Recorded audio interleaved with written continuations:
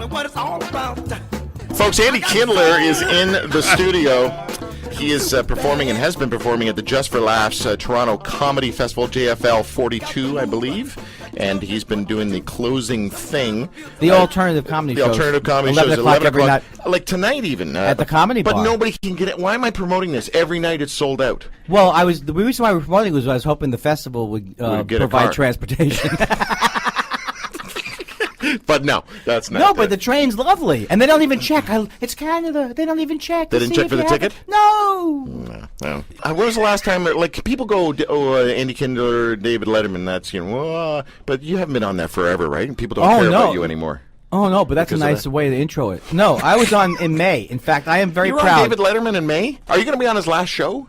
Yes, I'm going to be on his last show. I'm going to sing like Bette Midler sang to him. No. I did a spot in May and normally I will be the first one to say when I'm bomb. I am more proud of this than anything I've done. You can find it on YouTube or whatever the hell you have in Canada. Can I say hell? Or whatever you have in Canada. Yes. What Only if you mean Hades. YouTube.com. Yeah. And then say Letterman, Kindler, May, and prepare. Keep your hold on to your socks. Right. Otherwise, I would blow them off. Okay. Let's go into our pub crawl because we've got two gentlemen waiting on the phone for us. And, folks, this is going to be an interesting conversation. One, you may want to. What was it with your socks? What do you do again? Hold on to your socks. Hold on to the socks. So we don't knock them off. That's what it is. Not blow them off. Knock them off. We've just been chatting with Andy Kindler, andykindler.com. Also on our phone lines at this particular moment is one of my favorite broadcasters, authors, Tariq Fatah. He is the founder of the Muslim Canadian Congress. This guy, I actually signed up for the Ideas City. Moses Neimer puts on the Ideas City Festival, which is like TED North. And I signed up for this thing just to hear Tariq speak. And he was the first standing ovation that crowd gave. Whoa. Tariq, good to have you back, buddy.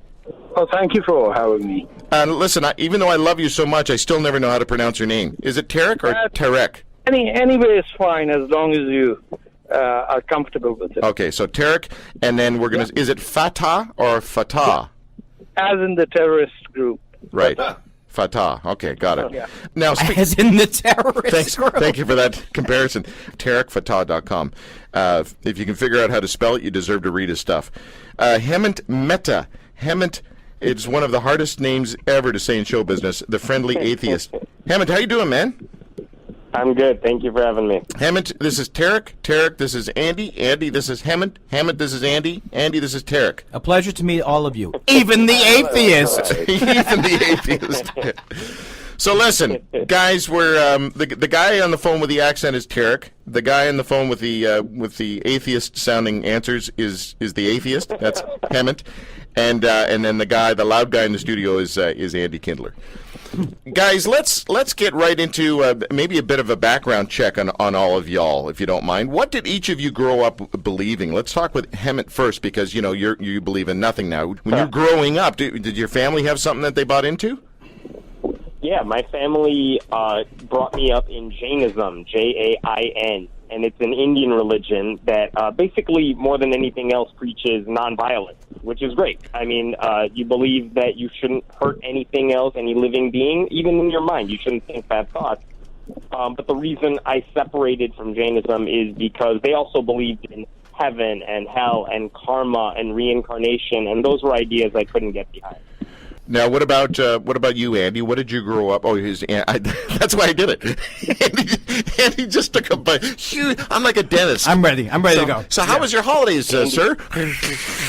I grew up as a Reformed Jewish person, which means I got beaten up by the Orthodox for not wearing a yarmulke. No, I'm just kidding. No, I grew up a Reformed Jewish person. I got bar mitzvahed, and I exited. And the first time I ever got censored was I got to write my own bar mitzvah speech. And at the end of the speech, I said, "It doesn't matter whether you're black or white, rich or poor, just as long as you're Jewish." I thought that was a joke. And then the rabbi corrected that to a good person. Yes. And that's when and so now the thing is, if you grew up Jewish, Lenny Bruce talked about that, where he was jealous of Christians because they grew up with an actual image of God. Jews, we don't really. Well, I didn't grow up with actual image of anything. No. And so Like, actually, what do you have? A burning bush? You have pictures of Yeah. burning bushes on your wall? no, and my parents weren't really that into it anyway. My dad's agnostic now. My mother, when was 16, she converted and became a Quaker, which is a great religion. But so I grew up not really believing in much, and then but not really being told anything strict. Okay, Tarek Fatah, what did you grow up believing in your childhood? Well, I grew up being a Muslim. I'm the one who took care of the Jew and the Jain and the Christians. What do you mean you took care of them? I kill you. I kill you! What's that guy's name again? The guy with the Ahmed. puppets? Ahmed the dead terrorist. Yeah, That that's right. is the most racist act in the. Was just put in the racist Hall of Fame. Yes, that's good. Ahmed the dead terrorist. You don't mind jalapeno? Get away from the microphone, will you? When was the last time you broke a diaphragm? Let's move on. Let's move on to this. Here's the question that I'm having a problem with. As soon as you stand up for something, you stand out. And here's my case in point. And Tarek, I want to go to you on this first. When I posted that you guys were going to be on our show, I did a little tweet. My good friend, wrestling superstar Ted DiBiase, the $1 Million Man, retweeted or replied saying, God said that man would eventually call good evil and evil good. Well, we are there. And then in a tweet to me, he says, do these geniuses realize it's easier to believe in a creator than to believe in evolution? And then he says, as for me and my house, we will enjoy being in the minority. Besides, socially acceptable and politically correct usually means stupid. So I don't understand what he meant by any of that. What is he saying? Well- Is he saying that we're not That what's wrong with wasn't- these geniuses? That's not good, That was right? a tweet. Yeah. How could he get so much stuff in a tweet? No, those are three different tweets. So the first question is, how did he get so much stuff in the tweet? So no, my question is, like, Ted is a minister. Okay, he's now a minister, and so he stands for something. He believes in something. That something has sort of definitive boundaries.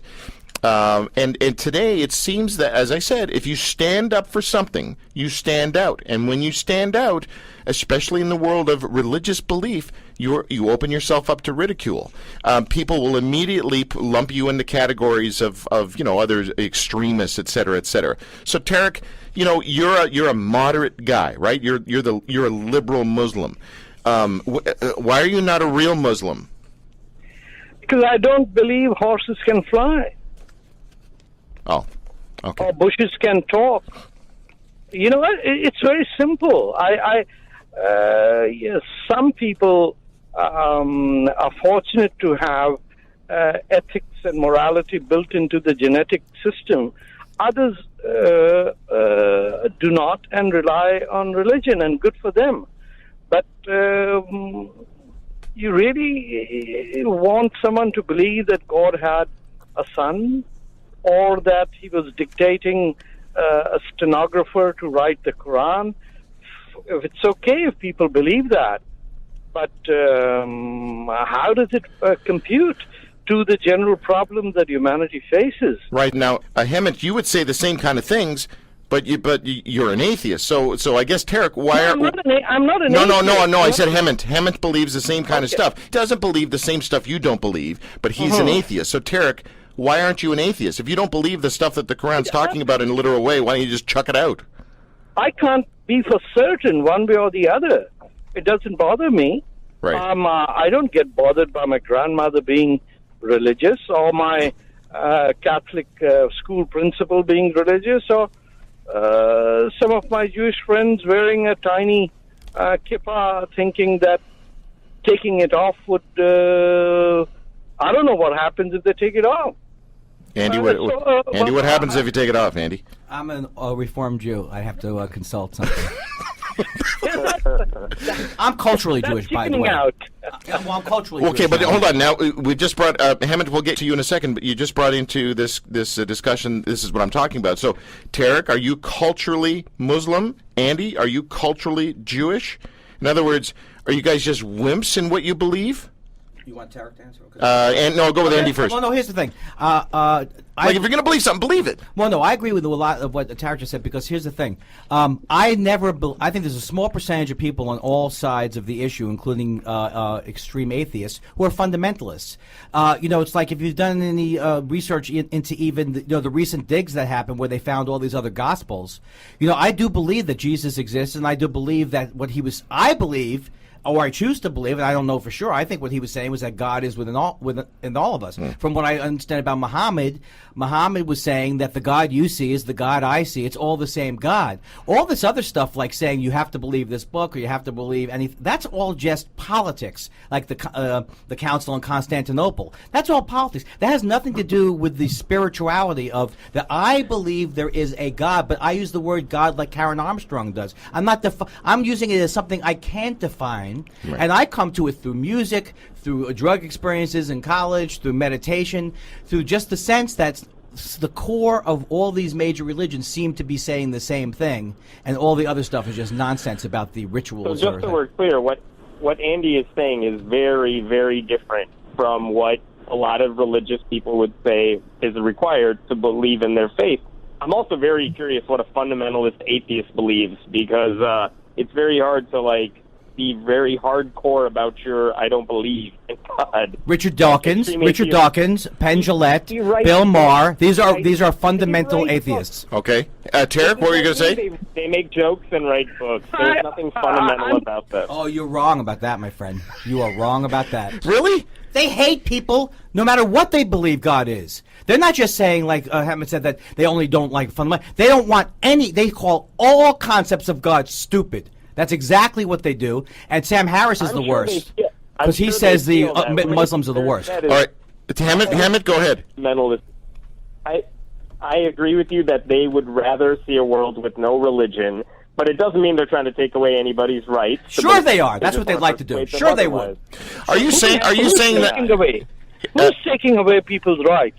The fundamentalist atheists would. They don't even want... They want to stop... Are you suggesting that Richard Dawkins or Sam Harris are taking away people's rights? They'd like to. I think they'd like to.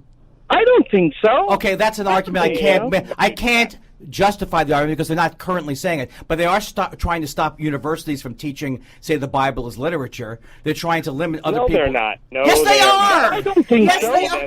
You guys don't even read their Twitter accounts. Read Richard Dawkins' Twitter account for about 5 minutes. I do. Oh, okay. Read Bill. Does not want to stop. Are you telling me that Bill Maher and Richard Dawkins and Sam Harris are not saying that all religions are bad, but the worst religion is Islam? Because that's exactly what they're saying, and that is total race. That's racism. That's jingoism. Perhaps you could let a Muslim answer that question then. Okay, Tarek, go ahead. I'm sorry. I'm a loud Jew.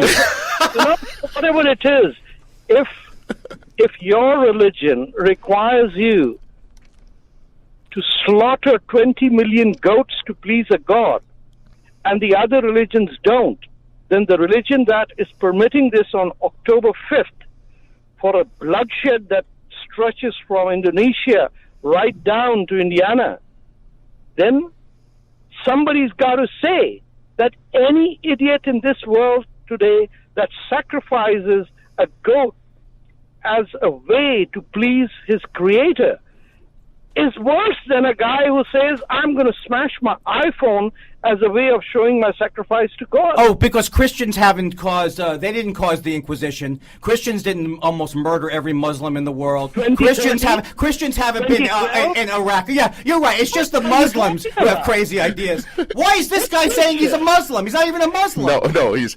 Now, what does that mean?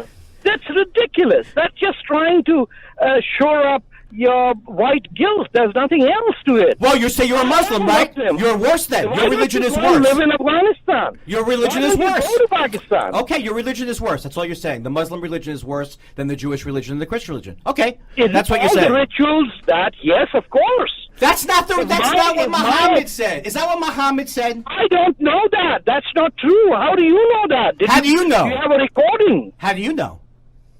But you are saying he said that.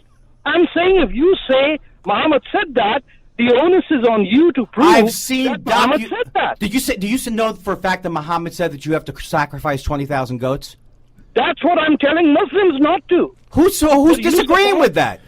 But you support the slaughtering 20 million. No, come on. Drew, please speak up for me. I'm saying I'm against fundamentalism. All fundamentalism. Okay, so, I'm against all fundamentalism. Right. So let me. Why are you being apologist about ISIS or the Muslim Brotherhood? Oh, I don't think I can.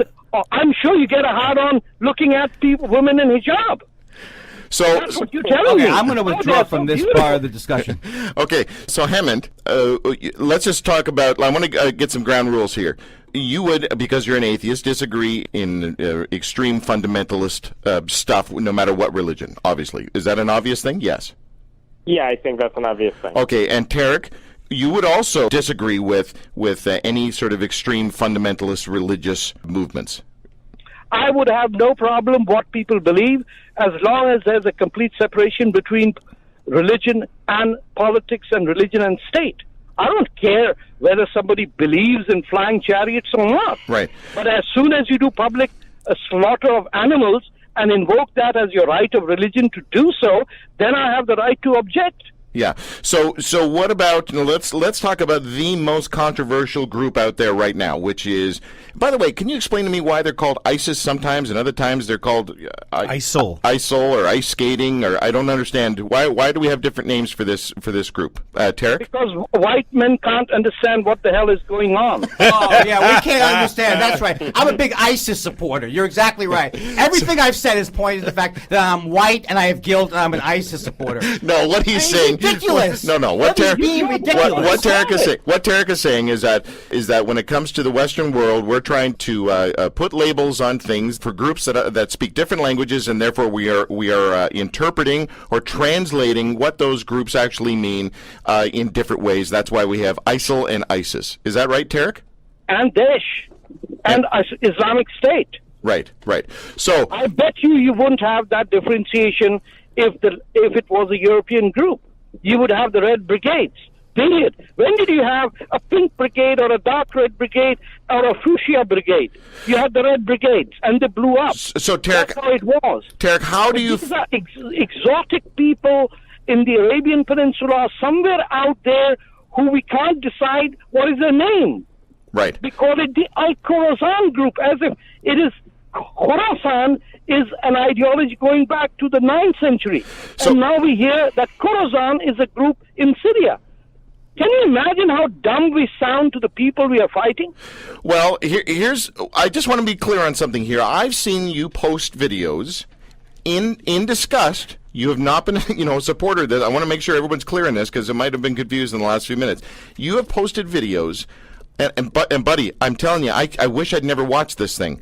Not the beheading thing, but a woman who there was a hole dug out in the ground, and a woman was placed in it. She was, handcuffed or whatever, and then the men picked up rocks and stoned this Muslim woman to death. And you were outraged about this. Yes. So I just want to clear this up. Tarek. No, I would be in the front lines fighting ISIS. Right. But the way you fight ISIS is not by going to Saudi Arabia, that created ISIS, take money from them and say, let's go and bomb some other place, show pictures of the son of the crown prince in an F-16 cockpit, and think that we are fighting ISIS. No, you're not.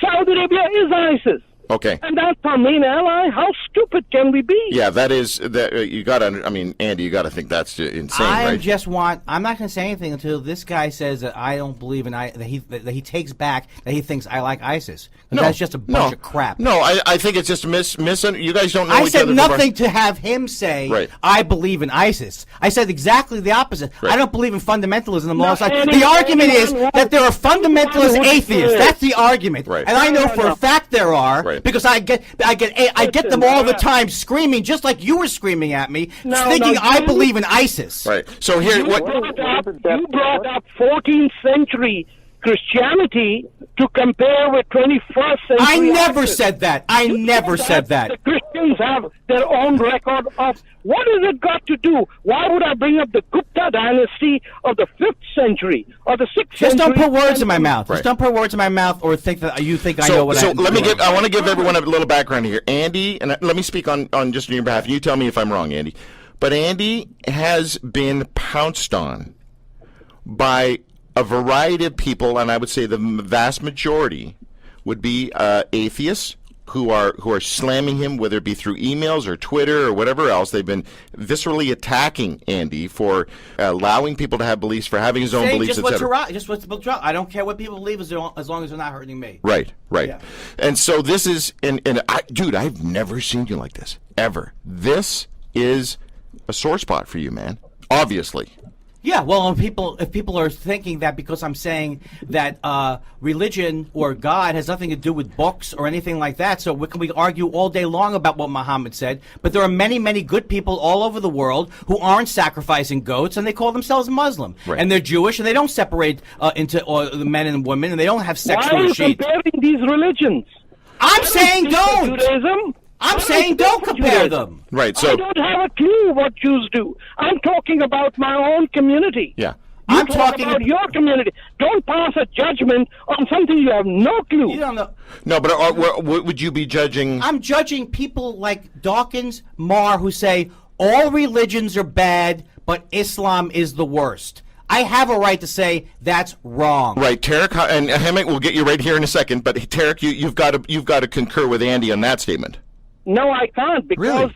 the current crisis in the world is not because Hindus have declared war or Jains have launched a crusade on Indonesia. The present current geopolitical crisis comes from one group of people that are Islamists who want to establish an Islamic caliphate right around, and for whom life begins. Oh, after really? death. What's Cheney? What is Cheney then? You don't think Cheney and Cheney? Bush? What about Cheney? Yes. You don't think Cheney and Bush helped create what's happening in Iraq? But they would do so. They're being paid by the Saudis. Why won't they do so? They're not Muslims, are they? Or they are white people. They can be bought and sold any time. You just give said them a all the contract. problems in the world are from American Muslims. ambassador, everything is being done by Saudi Arabia, who you consider to be your ally. Who are you talking about? I'm an Obama fan, okay? I love Obama. Obama is the handiwork of the Saudis. What are you talking about? All right. So you're saying that Obama Okay. is a good? Okay, He hold right, on. my went over friend. and kissed the hand of the Saudi king, who not even his chauffeur does. It's got to be awkward for Obama to have the Peace Prize on the wall right now. He might have to turn that around. Yeah, but he's not ashamed of himself. He's not a work. Hemant, hearing the Jewish guy and the Muslim guy talking here, is there any part of you that's going, you see, this is why I'm an atheist?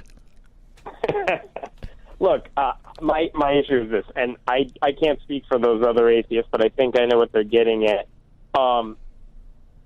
Religious dogma is just kind of one example of a bigger problem, which is people have beliefs that may cause them to do these horrible things because they believe it's what they are supposed to do.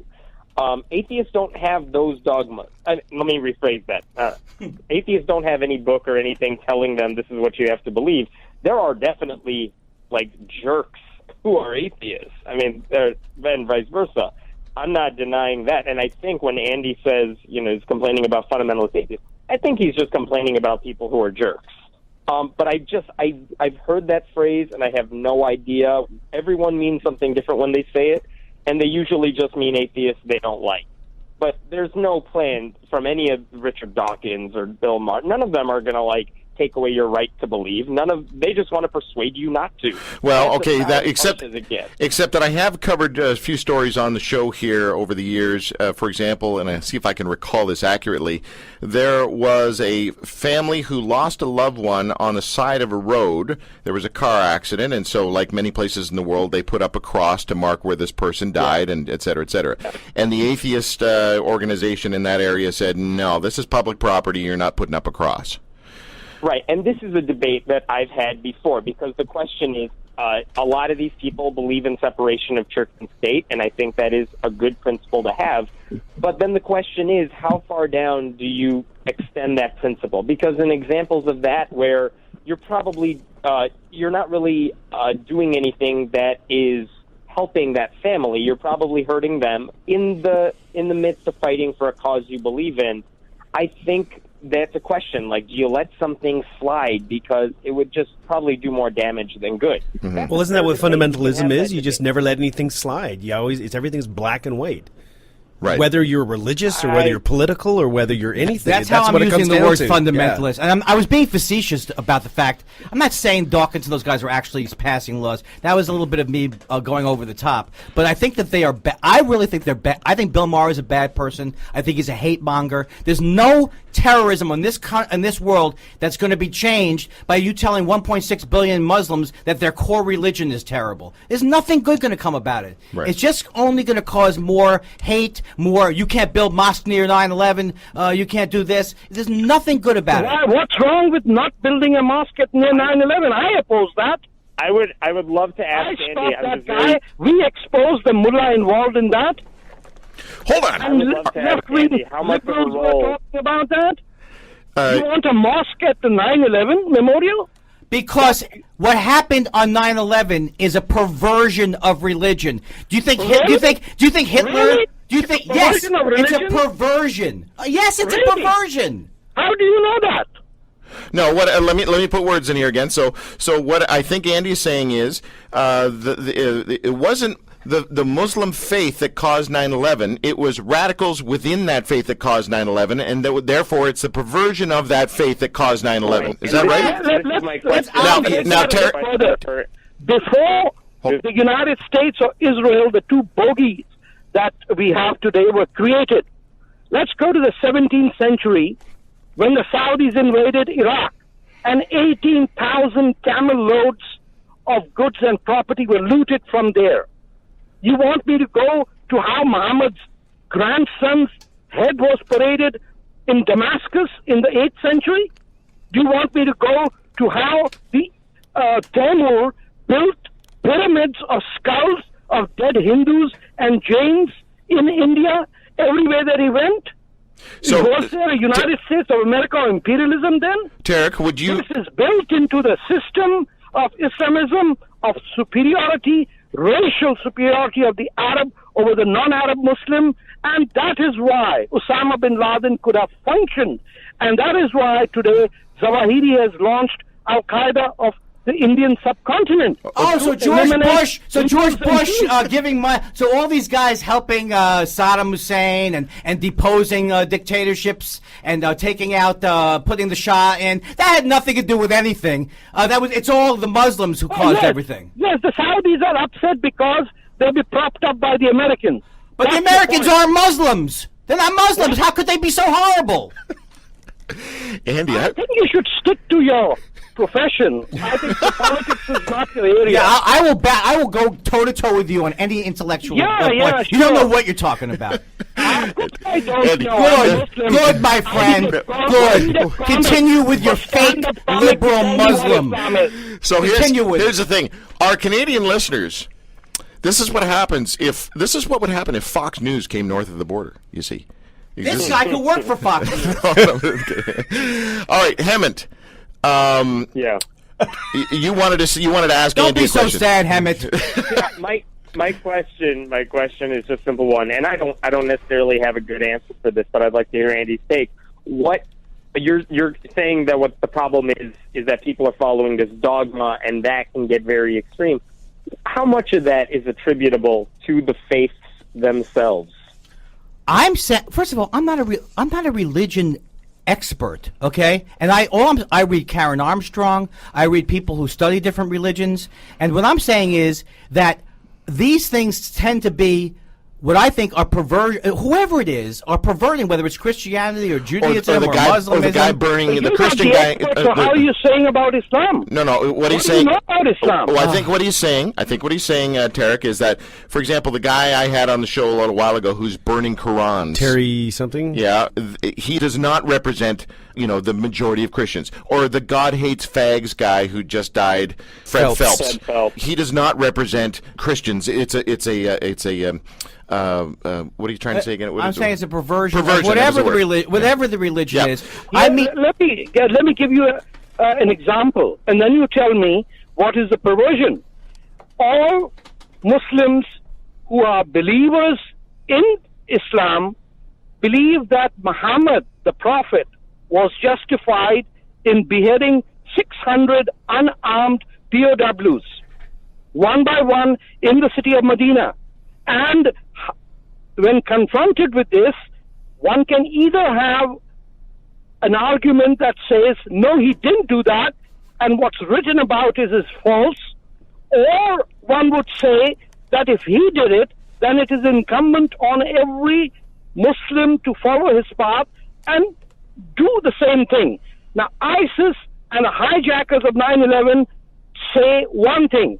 Muhammad did it. We are also allowed to do it because the Jews and the Christians are the people that God hates. Right. Now, that's all written. Now, the only other option left is to suggest that those books don't suggest the truth, they don't exist. Whoever said I'm not in favor of the books. I don't care about books. No, but what I think, Tarek, what you're saying is these people that do horrible things, that is not a perversion of the religion. That is the religion. That is the religion. Okay. If you take the basic of the Quran and the Sunnah. So why are you? Muhammad was wrong. So and what? I'm doing right. Yeah. What? No, but why are you a Muslim then? If your religion is so perverse? Because I don't believe these books even existed till the 9th century. They've Right. been made up by the Arab caliphates and kingdoms of the 8th and 9th century that instituted Arab supremacist ideas. That is why all Indian Muslims have Arab names. That is why you cannot have an Indian name if you are a Muslim over there.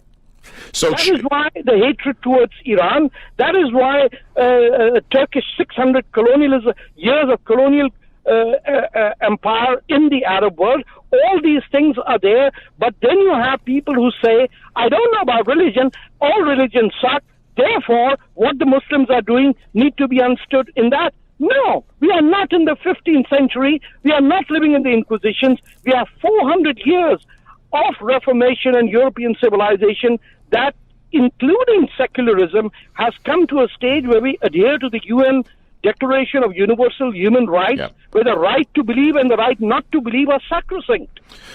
okay, I just want to take a quick breath right now. Hemant, are you okay to hang on for a second? Yeah. Okay, Tarek, we're going a little bit longer than what I'd said. Are you okay to hang on for a second, or do you need to go? I'm actually on the road, Yeah. so you'll have to excuse me. No, I totally understand, and I really appreciate it. I knew you were in the middle of heading down to a family function, so I just wanted to check in with you there, because I didn't want to, make you angry at me. So. Not to worry. Thank you very much. All right, Take Tarek. care.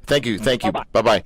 Folks, we're just wrapping up the pub crawl here with Andy Kindler, Tarek Fatah, and Hemant Mehta. Hemant is the friendly atheist, and he's still on the phone with us. Tarek was on his way to a family function. He is an author, broadcaster, founder of the Muslim Canadian Congress. And Andy Kindler is a well-known comedian who has a few opinions about religion, and that's why, Andy, you and I first met at the Vancouver Comedy Fest. We were on a panel together talking about religion and faith and that sort of stuff. And you've been on the show a few times as well. Who was that other comedian guy from New York that we had on? Greg Fitzsimmons? Yeah. Enjoyed him, his input in this as well. Let's see. I just want to check the time here for a couple things. Folks, we may open up the phone lines in just a couple of minutes. 877-569-1250. That's toll-free in the States and here in Canada. That's the last call in the pub crawl. It's your call. So if you want to call and say something about today's pub crawl, this conversation we've been having, the phone lines are now open for you to call in. However, if you just like to sit back and listen to Andy and Hemant and I talk. Hemant, let me just get you in on this for a second. What did you just think transpired? What did you hear? Because, Andy, I got to say, I've never seen you fired up like that before, except when talking about My wife has. Carrot Top. My wife has. Yeah. Just heard a ton of yelling. I don't participate in that. Well, that's why you're the friendly atheist. No, but did you hear, were they just, did they not get each other, or was there a very big difference of opinion? Yeah, it sounds like they're talking past each other. I'm not quite sure what Tarek was trying to get at. Okay. Andy, what did you think Tarek was trying to get at? I'd like to get past that because I did not like anything he was saying. But can I just ask one thing to Hemant? Here's the thing. Here's what I believe. I believe, and when I use the word believe, I'll give you a perfect example. There was a comic in San Francisco, and his wife died. So someone said, my thoughts and prayers go out to you. And then the guy responded, "Don't you send me my thoughts and prayers?" Okay. So what I'm saying is that first of all, there's no science in atheism. There's no science. There's nothing. People like to attach science to it, And the thing that really bothers me is, like, when you say you're an atheist, how can you possibly know what I mean by spirit? I'm a spiritual person. How can you say what I believe isn't true? You have no idea first of all, I don't believe it like I'm saying anything specific. I'm just saying that if you're an artist or a singer or you dance or you have experiences, you sense something about the universe that goes beyond simple, I believe or I don't believe. And how can you you can't possibly know what it is, so how can you say it doesn't exist? That's the form of atheism. I think most people mean by atheism, they reject the standard, there's a guy up in the clouds. But when you reject every single thing without knowing even what it is, that's not science, that's not nothing, that's just... Is that arrogance? I don't know what it is, I don't understand. Hammond, what do you think? Sure. So first of all, to the guy who rejected your thoughts and prayers, again, I'm with you. That guy's just a jerk. He's missing the meaning of what they're trying to get at. About the spirituality thing, I mean, there's a lot of demographic, like the studies they've done, the surveys they've done that show like 30% of people under the age of 30 in the U.S. are non-religious. Does it mean they're all atheists? No. A lot of them would probably tell you, I believe in something, but I don't use any religious labels or, something like that. I think there is this ongoing conversation about how you can have this sort of secular spirituality, whether it comes through, I don't know, meditation or, like Andy said, music, something other that just puts you in a different sort of state. But that's very different than the religious beliefs we traditionally ascribe to various religions. That's what most atheists, I think, would tell you they don't agree with. But it doesn't mean they can't come across this kind of otherworldly feeling when they are experiencing something amazing, when they're in the zone, when they're, an artist or something like that. Well, you're not arrogant. You're a nice person. That's why he's Hammond the friendly atheist. But the argument I'm making is that I think that the only thing I think you're wrong about is I have a direct experience with Penn Jillette and Bill Maher and these people, and they are not saying what you're saying. No, but look, they're saying you're stupid to have any idea that you don't have a double-blind experiment. Is this not as simple as those guys are jerks? Right. Well, that's why I use fundamentalist. I didn't mean it as a real thing. I'm just using it to say any narrow point of view that you have of what you think. Because to me, I knew the Bible wasn't literal after I was 12 years old. I mean, to me, it's like, who would be having these discussions now? I can't imagine, except for small percentages of people. I'm sorry I interrupted you. No, here's my question, though. I think you're conflating fundamentalism with animals, and that's the problem. I'll withdraw fundamentalism if it bothers you.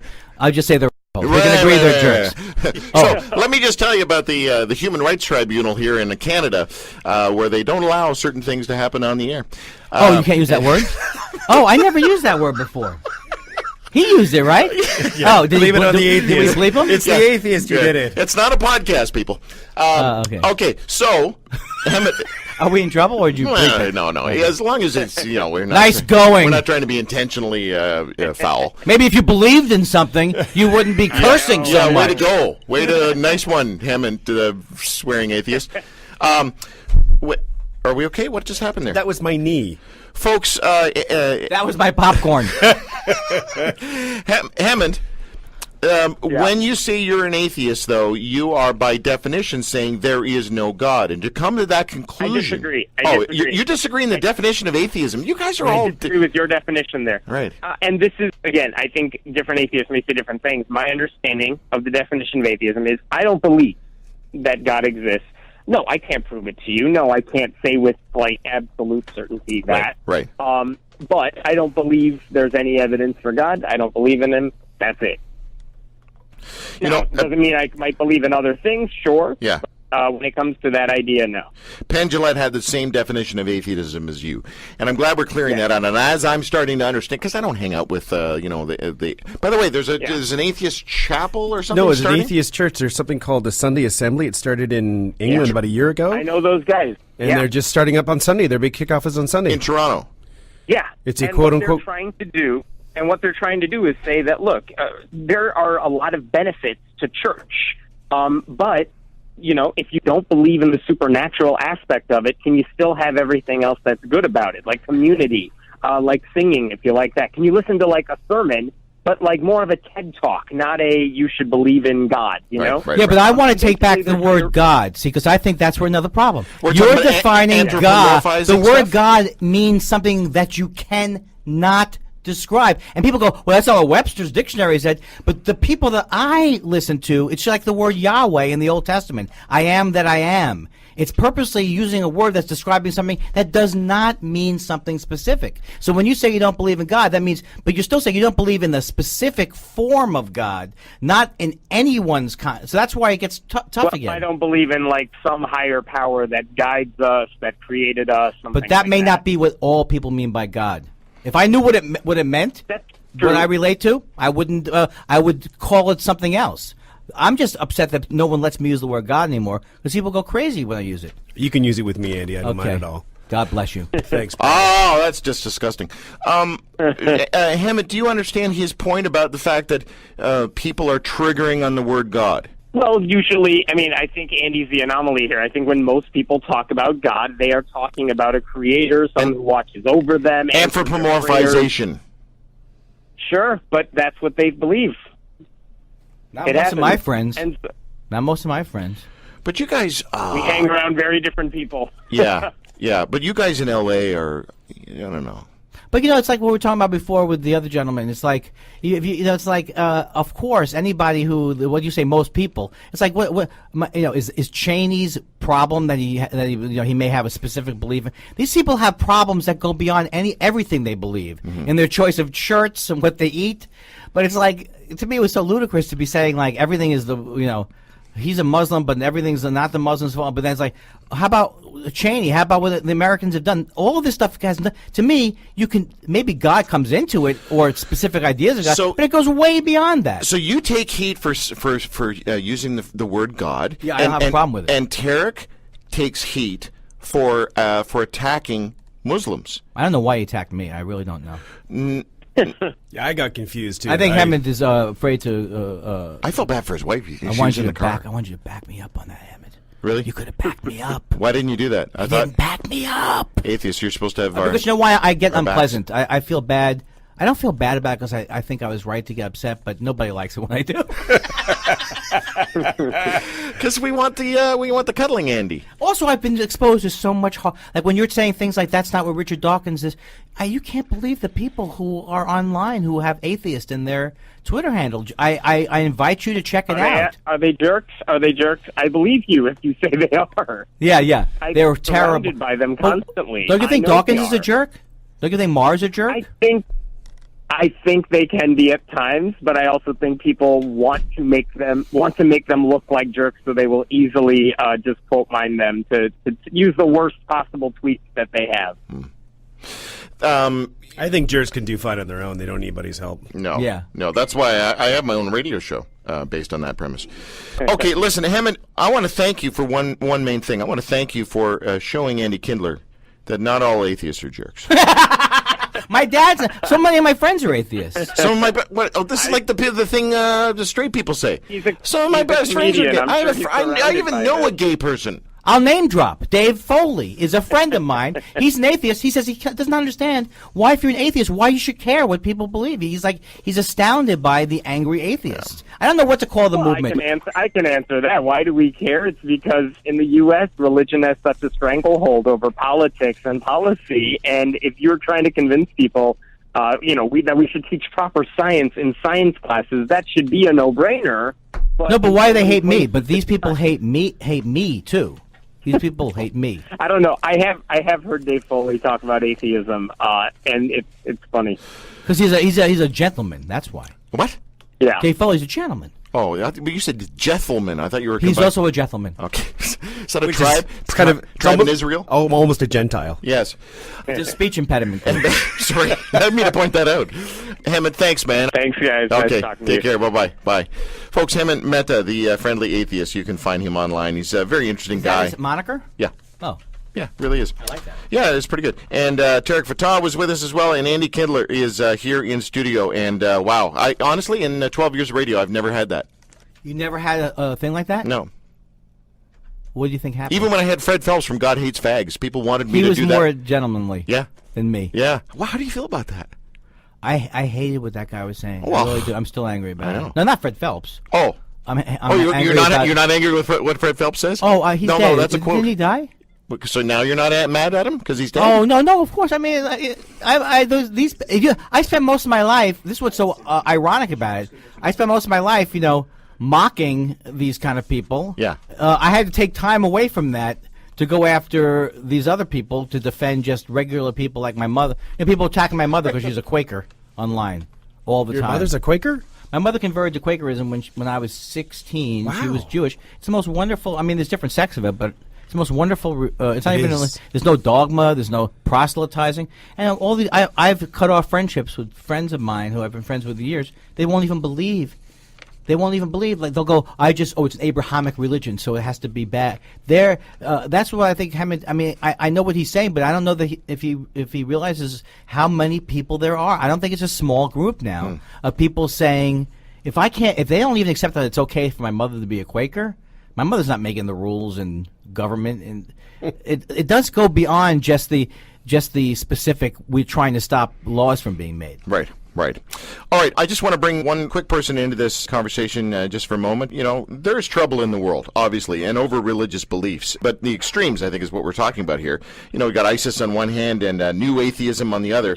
Is there room for some sane, calm conversation? Not with Andy Kindler, folks, but with Andy Bannister, there might be. He's the Canadian director and legal apologist for RZIM Canada. Andy Bannister, I don't know what you're doing right now, but have you been listening by any chance? I just caught the last minute, I'm afraid. So I've been dealing with a 2-year-old. So well, sorry about your luck. chaos right there. Yeah, I'd rather deal with a 2-year-old than an angry atheist.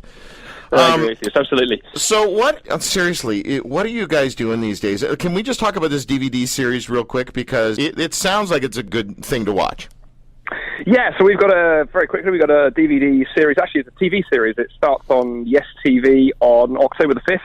And then it's on DVD. The place where people can go and check it out is it's called Burning Questions. And so burningquestions.ca is the URL of the website. And what we did is we took 6 huge questions that we're particularly finding on university campuses.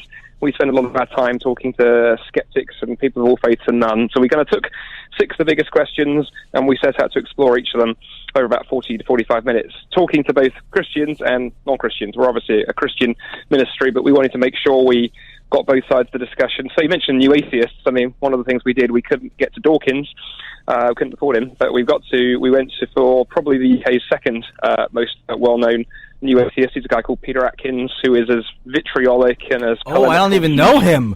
A new guy who I can despise. How do you spell his name, By sir? the way, Andy, I'd like to introduce you to Andy. Andy, this is Andy. Yeah. Nice to meet Hi, you. Andy. Oh, how do you spell the last name of this So his character? name is Atkins, so Atkins, Peter Atkins. He's emeritus professor of chemistry at Oxford University, So he's pretty high, and he's up there with Richard. What I appreciated about Peter, and the thing we found when we were filming Burning Questions, I'll give him his credit. He gave us time. He gave us 3 hours. He invited me and the film crew into his Oxford flat, and then we went at it. And for three hours, we went to and fro. I didn't think we agreed on anything. I mean, literally not anything, but it was good. And he was very able to come up with these amazing sound bites. I mean, when you watch the show, he just has these kind of little atheist one-liners just nailed down beautifully. So we wanted quite seriously to take that position, take it on board. We also talked to Muslims and Buddhists and Hindus, Jews, and as many folks as we could. So hopefully, when people watch that, they'll get a range. Do you have any clips of Ray Comfort and Kirk Cameron with a banana, maybe? Oh, poor old Ray. No, we didn't. Hopefully, none of the Christians we spoke to quite got themselves into the hot water that he did with the notorious banana. We were talking earlier about how it seems like if you believe in God, and especially if you believe in this is such a hard word to say, an anthropomorphized God, right? You're nuts. In the views of the new atheists is what you're meaning, in terms of... New atheist, new age, liberal Muslim, liberal Jew, you're nuts. If you believe... the liberal Jews wouldn't believe that. No, that's what I'm saying. They would say you're nuts. The liberal Jews would say you're nuts if you believe in an anthropomorphized God, right? Yeah, I think there's a degree of that, and certainly in the ministry that I work for, that's often what we encounter. I'll sort of say start by saying the sort of stuff I believe in on university campuses, and then people will kind of, use all various words to describe you, usually delusional, nuts, and irrational. And I think part of the job is to gently, push back where appropriate, but equally to try and demonstrate, no, actually, you can be very rational and hold to those positions. I mean, the illustration I often give is, look, I've, over the years, spent 20 years researching Islam. My PhD is in Islam. Wow. I've had hundreds of conversations with Muslim friends. I disagree profoundly with what they believe. I would not call them irrational. I would not call them delusional. I would not insult them. I say I disagree with them. We'd have a hearty discussion. But I think that's half the fun. I think, actually, when you recognize that the other person has good reasons why they believe what they believe. Peter Atkins, he has good reasons for his atheism. He's not nuts. He's very polemical, very rhetorical, but he's got reasons. And I respect that. And I think we can have a fight. Life is far more fun if we can actually roll our sleeves up and have a discussion rather than call the other person deluded and sort of exclude them. I posted my video of the week this week was a clip of Terry Jones. Is that his name? Terry Jones. Yeah, right. That's right. He's got the pastor that burns Korans. So he's down in New York City, and he starts with a little microphone, megaphone thing. All right, now we're here to tell you that the reason behind 9/11 was Muslim. It was just total, and they need to go away. We're going to burn their books. His usual rhetoric. Yeah, that's right. And all of a sudden, some guy, I don't know how set up this was, but it was anyway, or it might have been just edited and pieced together. Who knows these days? But this guy starts singing the John Lennon song, "All You Need Is Love." You Need Is Love, yeah. And all of a sudden, 30 people are singing the song, and they're drowning out this guy with that song. Oh, that's so good. A number of interesting things going on there. Of course, it was in the theater district. Right. Yeah. Sorry. Yeah. And obviously, there's a whole issue of Terry, and I think, just hugely unhelpful contribution, I'm afraid. The problem is he's so nice and so calm. When I had him on the show, I was hoping he'd be a jerk, but he wasn't.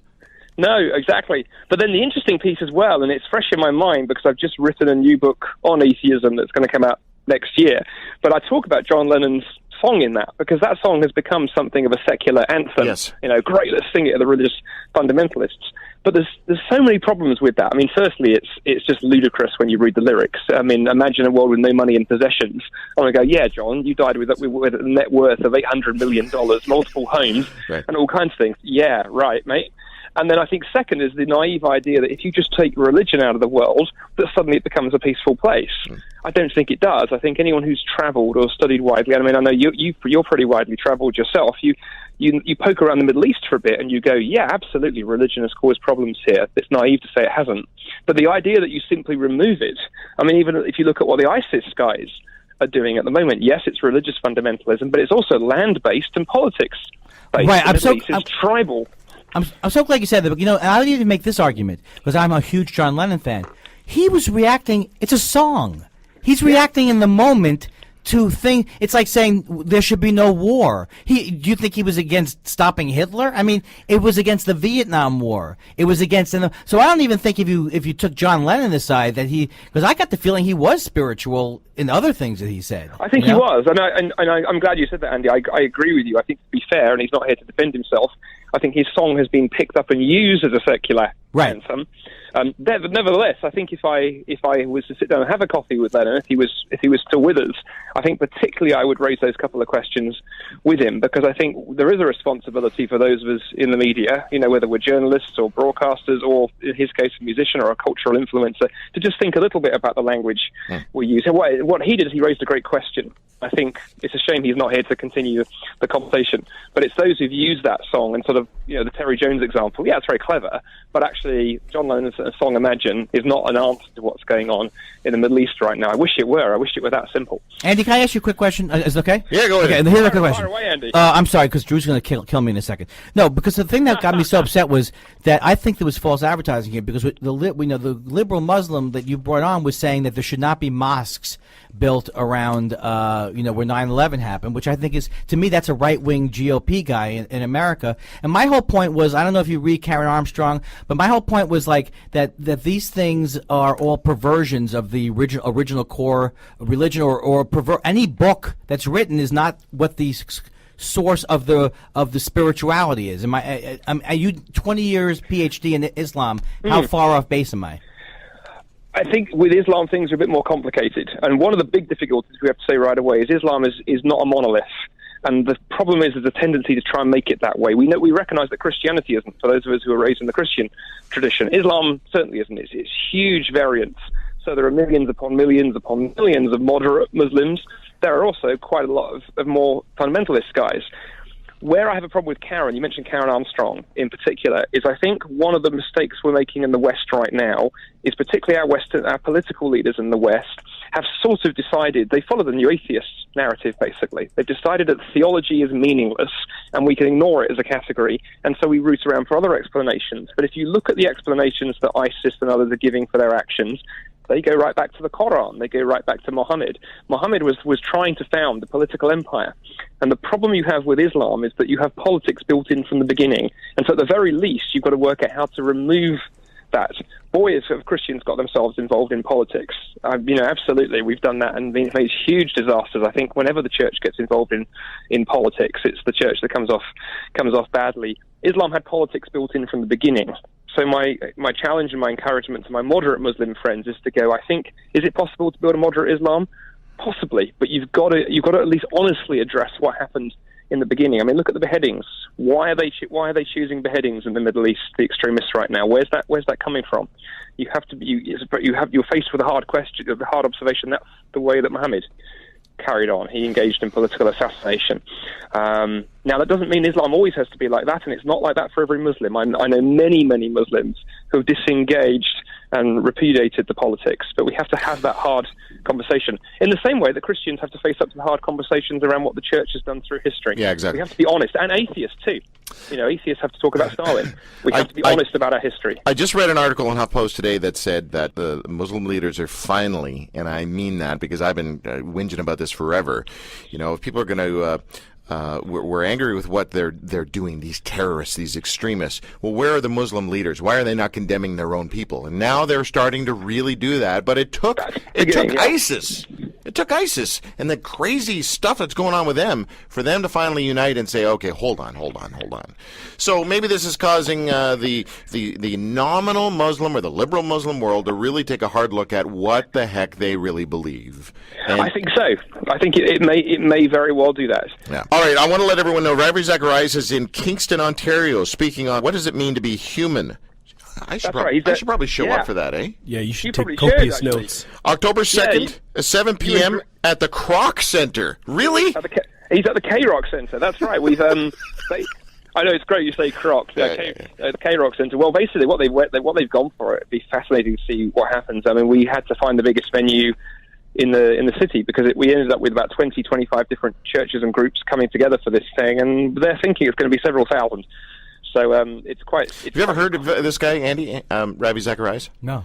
Very, very. You enjoy him. You have fun with him. He's a very. Listen. This is my opinion. Very clear communicator, very humble man, very methodical thinker. He follows the thought process in very clear ways, and he's a Christian apologist, so he's got that agenda, but he doesn't lead with that stench of agenda. He does not lead with that stench. It's there, but he doesn't lead with it. The common sense that comes out of this guy's yap is his mouth is unbelievable. I should probably respect him a little more than that, but yeah. Anyway, no, you do great, and of course you guys have got quite a history. I know because I know obviously it was on your show. It was actually on your show. Wasn't it that you and he had that quite? Yeah. When I was interviewing this guy, that's when about 5 years ago. That's when I came out as I'm not sure anymore about I'm no longer certaintist. I'm not even sure there's a God anymore. I hope there is. I hope this God is interactive and loving and anthropomorphic in some ways. But man, I can't be as certain as I used to be for 30 years. That's the connection between Ravi Zacharias and myself. I think everything depends on your point of view because to me, I see the stuff that Bill Maher and Sam Harris, I see it as being so dangerous and it just feeds into xenophobia. It just feeds into what's that woman wearing the thing on her head for? To me, I don't think there's anything to be gained by this. But the problem is not what they're saying. The problem is the pliability of the people who are listening. you've got these vessels that are, no matter what they hear, they're going to latch onto the wacky thing. All right, it's just going to happen, and then the rest of the world is going to hear this, and they're going to hear it for what it is. They're going to hear Mar. Come on, people know Mar now. They go, oh man, what a schmuck, Well, except unless people love him, except the people who love Dawkins. Sure, but the interesting thing with Mar actually is, I've got a friend of mine who's a comedian in the States who knows Bill, and I think one of the critiques I'd make of someone like Bill as well, though, is it's a power play. Because, Bill doesn't bring the people on his show who can actually engage. I mean, he doesn't bring Ravi on his show or people who can actually give answers. He brings on, some poor schmuck who hasn't got the ability to engage, makes them look stupid, and then Bill points and goes, that's religion. You see how he dropped the Yiddish there? You see how he did that? Hey? Yeah. He was just... What was the Yiddish there? Really? Yeah. Oh, schmuck. Oh, I think of schmuck as American as apple pie. Oh, really? All right, listen, let's give out the website again if we can, and get people to go to what you guys are all about, because that's why you're on the show. That'd be fantastic. So the website we're really pushing this week, Drew, is Burning Questions. So that's burningquestions.ca. The show launches on TV, on Canadian TV, in about 10 days' time. So burningquestions.ca, and if people are interested in Ravi in Kingston, they can just go to Ravi Kingston, RAVI, RaviKingston.com, and they'll find everything there. But it's been great talking to you. Brilliant. Andy Bannister, Canadian Director and Lead Apologist for RZIM Canada. Hey, I love you, Andy. I love you. I love you. You too. Take care, guys. Love Fest. Kumbaya. James Taylor's playing, so we need to love. Thought that I'd see you again.